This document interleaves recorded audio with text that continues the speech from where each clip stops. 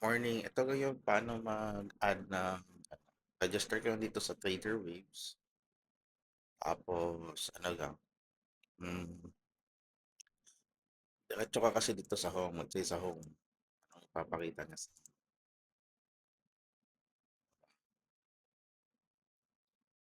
diretso na yan eh. Kasi add ka lang ng um, add ka lang ng account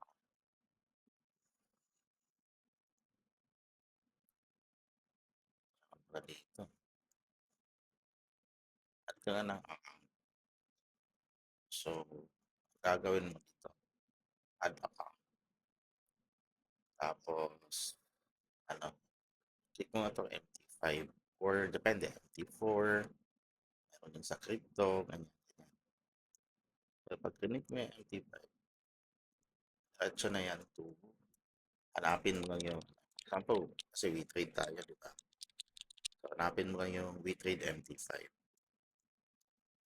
Tapos, yun, type mo yung MT5 mo, tsaka password. Pwede mo pangalanan. Tapos, Fernando. Ganun. Or pangalan mo. Depende sa'yo. Okay? Tapos, pag-create niyan, tagal dito sa dashboard.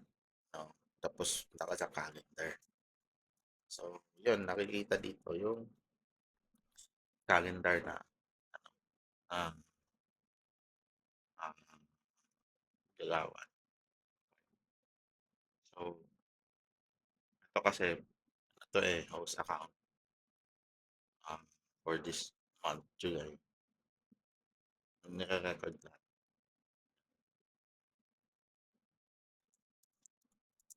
factor,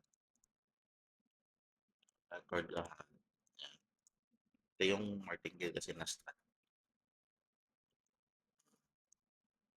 Yun na naman. Tapos news. Makikita ka lang na news. Ganda pala dito may news. Monday. Ngayon ko pa ito na-discover. So, ayan. Pwede global 9 countries. Mga upcoming, mga high. Babantayan natin yung high. UK, governor.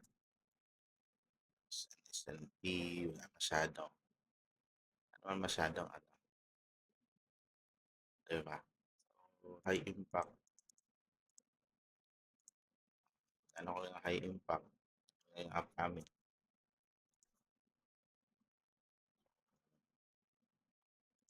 Oh, this month. Oh, daming high impact this month. Makikita natin to.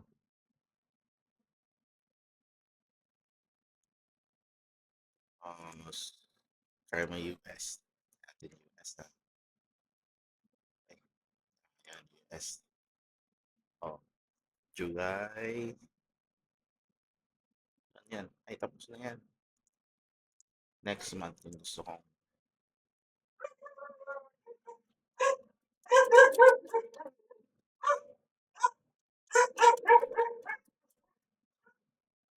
Hmm. So, yan lang guys. Yan nyo lang. I- explore nyo lang.